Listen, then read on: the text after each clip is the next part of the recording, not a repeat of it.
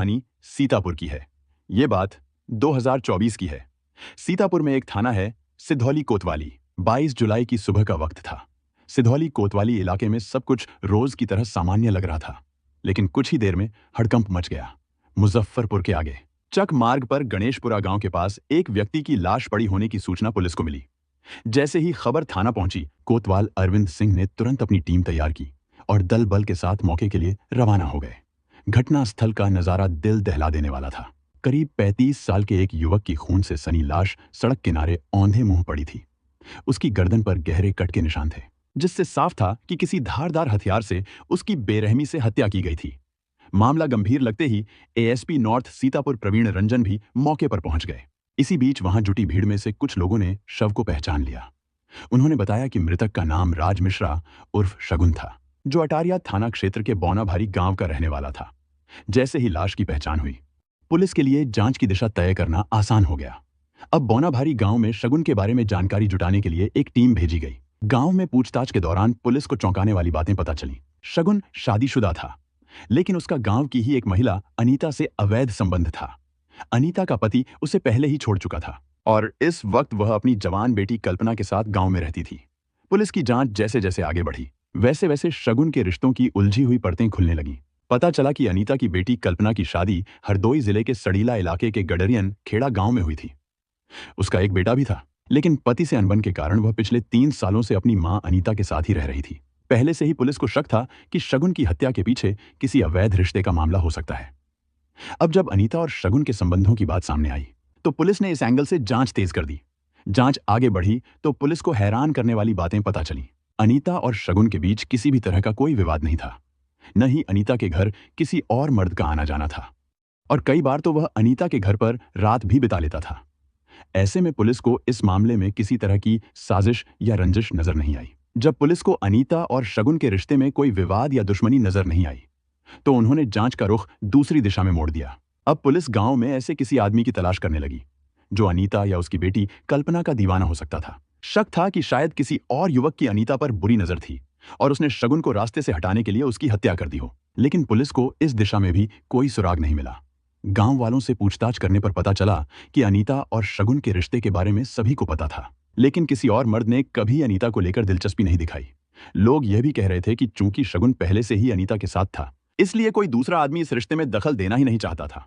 अब पुलिस के सामने सवाल खड़ा हो गया, अगर न तो अनीता का कोई दूसरा प्रेमी था और न ही कोई दुश्मनी का मामला, तो आखिर शगुन की हत्या किसने और क्यों की? मामला उलझता जा रहा था और पुलिस के पास अब नए सिरे से सोचने के अलावा कोई और चारा नहीं था। इसी दौरान पुलिस को शगुन के मोबाइल की कॉल डिटेल्स मिल गईं। इसमें सामने आया कि मरने से पहले शगुन के फोन पर आखिरी कॉल उसकी प्रेमिका अनीता की बेटी कल्पना के नंबर से आई थी। यह एक अहम सुराग था, इसलिए पुलिस ने तुरंत कल्पना से पूछताछ शुरू की। जब पुलिस ने इस बारे में कल्पना से सवाल किया, तो उसने बड़े ही सामान्य अंदाज में जवाब दिया, इसमें नया क्या है? शगुन अंकल का हमारे घर आना जाना लगा रहता था। मां से उनके रिश्ते सबको पता है, और वैसे भी हमारे परिवार के साथ उनके अच्छे संबंध थे। दिन में 1-2 बार फोन पर बात हो जाना तो आम बात थी। कल्पना की बात में सच्चाई थी।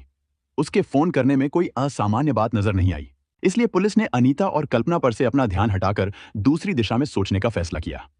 जब पुलिस को कहीं से कोई ठोस सुराग नहीं मिला, तो एएसपी प्रवीण रंजन ने अनीता और कल्पना के मोबाइल की कॉल डिटेल्स निकलवाने का आदेश दिया। पुलिस ने जब इन कॉल डिटेल्स की गहराई से जांच की, तो एक चौंकाने वाली सच्चाई सामने आई। पता चला कि कल्पना की सबसे ज्यादा बातचीत गडरियन खेड़ा गांव के एक युवक मोहित पाल से होती थी। यह वही गांव था जहां उसकी ससुराल थी। लेकिन चूंकि कल्पना का अपने पति से विवाद चल रहा था, तो सवाल यह उठा कि वह अपने ससुराल के गांव में रहने वाले मोहित से इतनी लंबी लंबी बातें क्यों करती थी। जब पुलिस ने इस बारे में और जानकारी जुटाई, तो राज खुल गया। मोहित सिर्फ एक दोस्त नहीं, बल्कि कल्पना का प्रेमी था।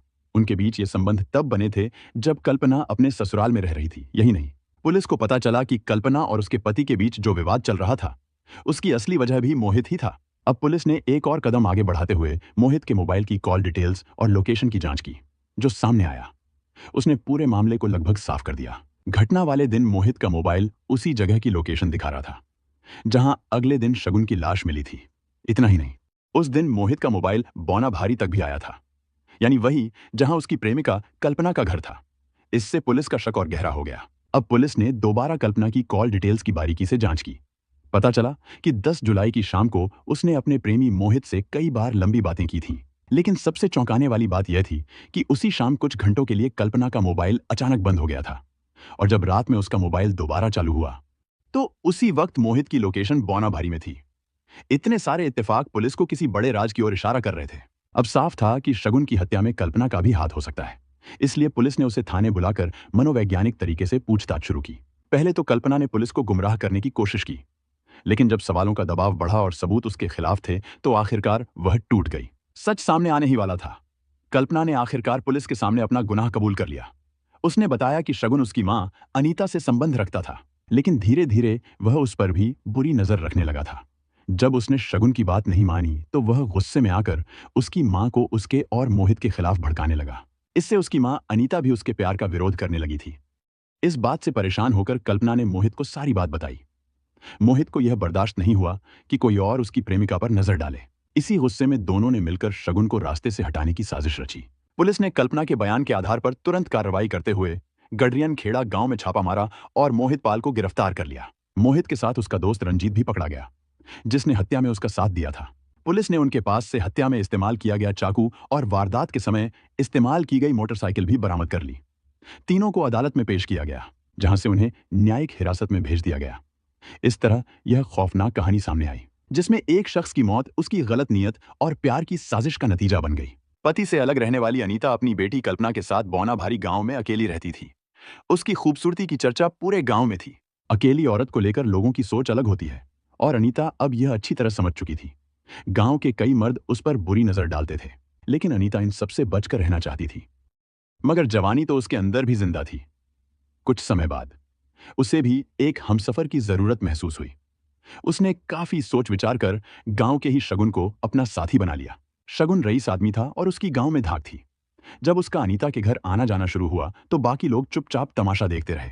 अनीता जैसी खूबसूरत प्रेमिका पाकर शगुन पूरी तरह उसी का होकर रह गया। वह दिन रात अनीता के घर पड़ा रहता। अनीता ने भी उसे खुश रखने में कोई कमी नहीं छोड़ी। वह हर वह तरीका अपनाने लगी जिससे शगुन का प्यार बना रहे। जहां एक तरफ बौनाभारी गांव में अनीता और शगुन का प्यार परवान चढ़ रहा था, वहीं दूसरी तरफ अनीता की बेटी कल्पना भी अपनी मां के नक्शे कदम पर चलते हुए एक नए रिश्ते में बंध रही थी। गडरियन खेड़ा गांव में जहां कल्पना की शादी हुई थी, वह रोज एक घर में दूध लेने जाती थी। वहीं उसकी मुलाकात मोहित पाल से हुई, जो भैंसों का दूध निकालने आता था। कल्पना भी अपनी मां की तरह खूबसूरत थी, इसलिए मोहित पहली ही नजर में उस पर फिदा हो गया। धीरे धीरे मोहित ने दोस्ती का हाथ बढ़ाया और कल्पना ने भी उसे अपना लिया। ससुराल में रहते हुए ही वह चोरी छिपे मोहित से मिलने लगी, लेकिन ज्यादा दिन तक यह राज छिपा नहीं रह सका। जब ससुराल वालों को इस अफेयर की भनक लगी तो घर में विवाद शुरू हो गया। बात इतनी बढ़ गई कि कल्पना ने अपने पति को छोड़ दिया और वापस अपनी मां के घर बौनाभारी आकर रहने लगी। कल्पना का आना शगुन को बिल्कुल पसंद नहीं था। उसे लगता था कि जवान बेटी के घर में रहने से अनीता और उसके प्यार में रुकावट आ सकती है, लेकिन अनीता ने ऐसा कुछ नहीं होने दिया। कल्पना के रहते हुए भी वह शगुन को पहले की तरह ही घर बुलाती रही, बल्कि कई बार तो बेटी के सामने ही शगुन रात रात भर अनीता के कमरे में रहने लगा। मां का इश्क देखकर बेटी कहां पीछे रहने वाली थी। अपने आशिक मोहित को मिलने के लिए बौनाभारी बुलाने लगी। मां खुद अपने आशिक को घर में बुलाकर ऐश करती थी, इसलिए ऐसे में वो अपनी बेटी को भी नहीं रोक सकती थी। इसलिए कई बार तो ऐसा भी हुआ कि एक कमरे में मां अपने आशिक के साथ होती तो दूसरे कमरे में बेटी अपने आशिक के साथ। सब कुछ ठीक चल रहा था, लेकिन थोड़े समय के बाद कहानी बदलने लगी। दरअसल जब शगुन ने देखा कि कल्पना भी शारीरिक जरूरत की मारी है, जिसके लिए वह अपने प्रेमी को घर बुलाती है, तो शगुन की नीयत कल्पना पर खराब होने लगी। अनीता की बेटी होने के नाते कल्पना भी अपनी मां की तरह सुंदर थी। दूसरे वह मां की तुलना में काफी जवान थी, इसलिए शगुन अब कल्पना की तरफ हाथ बढ़ाने लगा। इसके लिए उसने कई बार कल्पना से छेड़छाड़ भी कर दी। कहा जाता है कि शगुन ने अनीता से यह बात खुलकर कह दी थी कि उसे कल्पना भी पसंद है, और चौंकाने वाली बात यह थी कि अनीता ने इसका विरोध नहीं किया। दरअसल वह किसी भी हालत में शगुन को खुद से दूर नहीं होने देना चाहती थी। उसे लगता था कि अगर शगुन को अपने पास बनाए रखने के लिए उसे अपनी बेटी तक भी बांटना पड़े तो वह इसके लिए तैयार है। लेकिन कल्पना मां के आशिक के साथ संबंध बनाने राजी नहीं थी। उसे लगता था कि ऐसा कैसे हो सकता है कि जो आदमी उसकी मां के साथ संबंध में हो उसके साथ कल्पना संबंध बनाए। इसलिए शगुन जब भी उससे छेड़छाड़ करता तो वह चुपचाप सहन कर लेती थी, लेकिन वह उसे इससे आगे बढ़ने नहीं दे रही थी।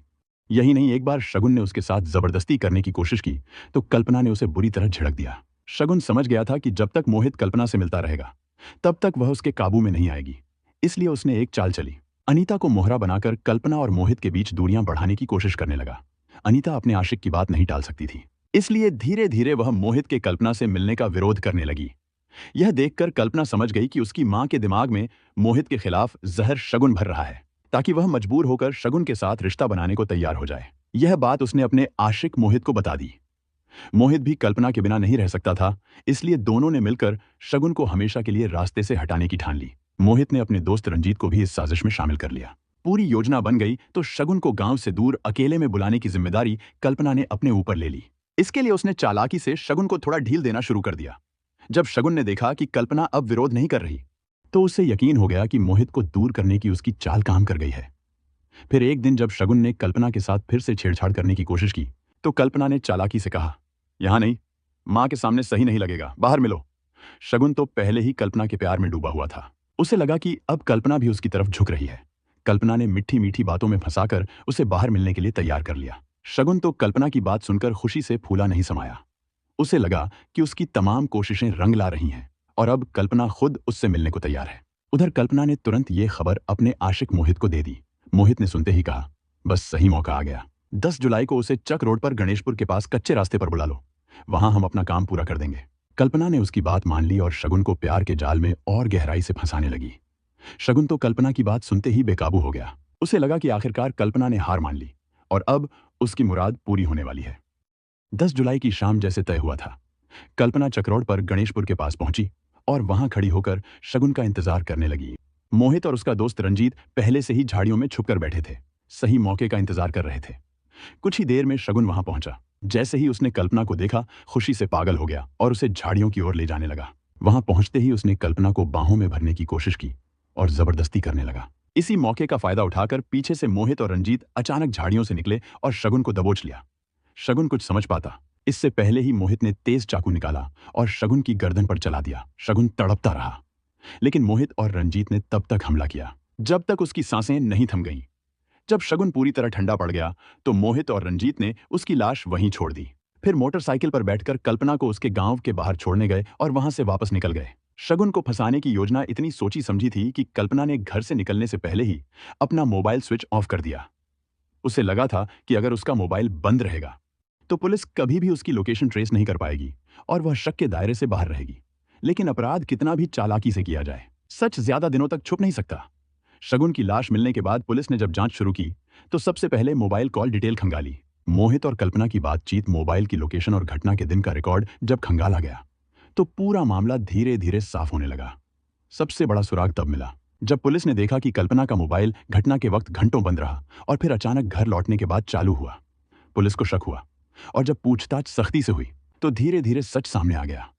सिर्फ 10 दिनों में ही पुलिस ने पूरी साजिश उजागर कर दी। कल्पना और रंजीत तीनों को गिरफ्तार कर सलाखों के पीछे पहुंचा दिया।